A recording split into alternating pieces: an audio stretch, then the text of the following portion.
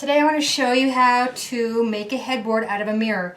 The mirror was broken on this frame here, so I purchased it. It was $99.99. I purchased it for $10 at Hobby Lobby. And I pried the back off and threw away the glass, the broken glass. And now I want to pad it, have burlap. I'm going to make a padded quilted headboard frame. And next I went and I scraped all of the glue off the excess edges, and I had some quilting fabric on hand, and I cut it pretty close to the exact size of the board, maybe a tiny, maybe a 1/4 inch short on both sides here. And then I went and grabbed my burlap fabric and I ironed it. Now for those of you who don't know how to cut burlap, you want to make sure you have a straight line. I'm going to show you really quick here. Find out where you want it. You pull a thread, try and get a hold of it, get you a thread, and you pull it all the way down that one thread, and it's going to give you a straight line. If you can see that there is a line all the way through the fabric that doesn't have a thread, and you're going to follow that thread line all the way, and it's going to give you a straight line. If you can cut with a straight line, that's even helpful.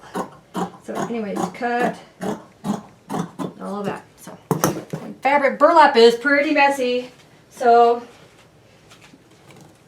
if you need to put paper or something down, you want to line up, you take that off and line it up, and I ironed it. If I didn't say that already, I ironed it. Okay, and I'm going to actually put the quilted side down. And I did heat up my glue gun already because we're going to use glue gun to do the edges, glue this fabric.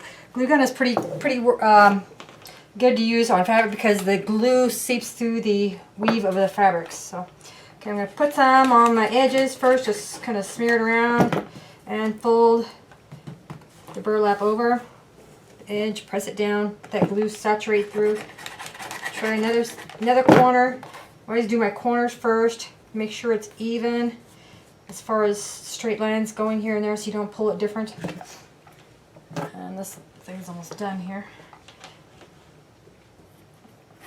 Give myself another thing of glue. Make sure you get that straight and even so you don't pull it off so you have a weird seam. Let me move this down a little bit. My glue won't reach, my glue gun won't reach. Do another corner here, push your glue in, and get yourself a straight line. Kind of pull because you want that fabric to be taut. Another fancy word for tight. So, okay, now I'm going to do, well, if you need to, glue your corners. If you didn't get it all the way, glue those down a little bit just so all your fabric is going to be secure and snug. So, let that dry. Okay, now fold over your ends. See how that's going to feel, how tight you want it to be, where you're going to overlap here, and kind of make yourself a line across. Give yourself some glue, good amount of glue there, and fold it over. Pull on the fabric on the back side and fold it over and press and hold it down. Be careful not to burn yourself. That does happen with glue guns, as you all know. Okay, now I'm going to do the other end. Hold your fabric even, fold it over, see where it's going to lay. Remember that line. Use your glue gun. Give it a good squirt there. Okay. And fold it over and press and hold. Doesn't take long if you don't have to use a ton of it, just enough to seep through the pores of your fabric. Okay.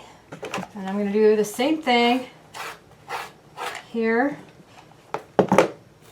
Sometimes putting glue all the way down, it dries pretty fast, so I just do a section at a time if you had to.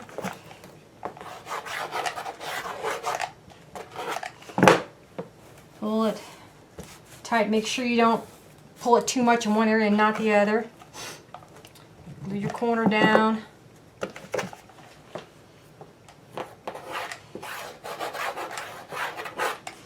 Get your other side here.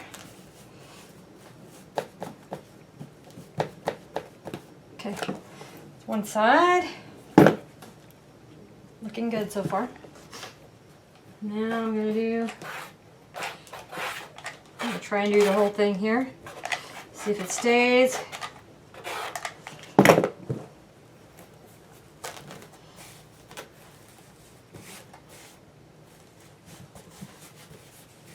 Gotta kind of work fast. Oh, and don't let things fall on you. Hold that down, press it down. Secure this other end here. Okay, you've got a board. And let's see if it fits now in my frame. I was hoping I wouldn't have to cut this. And it fits. Cool. Could have pulled these corners in a little bit tighter. But it does fit. You can glue that in or tack it in. Use your staple gun. Press it in there good. Staple gun might be the easiest way to do this because that's how they usually secure these. But for now, let me see what I'm going to do. I may just glue it with my glue gun for now, just to hold it in place so we can work faster. Take your glue, just goop it on all along the seam here. Make sure you get it in the gap of the frame here. Push it in. Press it down.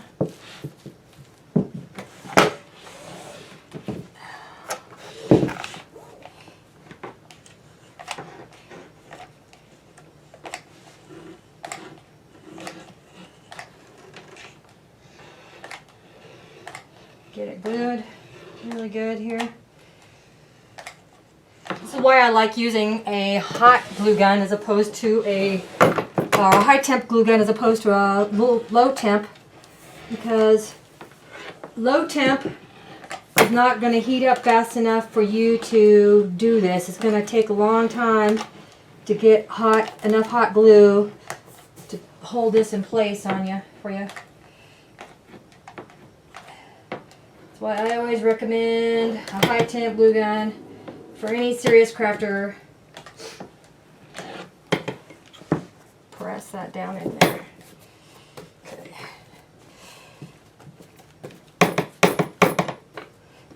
Now you can take ribbon and give yourself a grid decorating with this. Make sure that's on there good. And it's pressed in. And I do have a thread here sticking out. So just trim that away.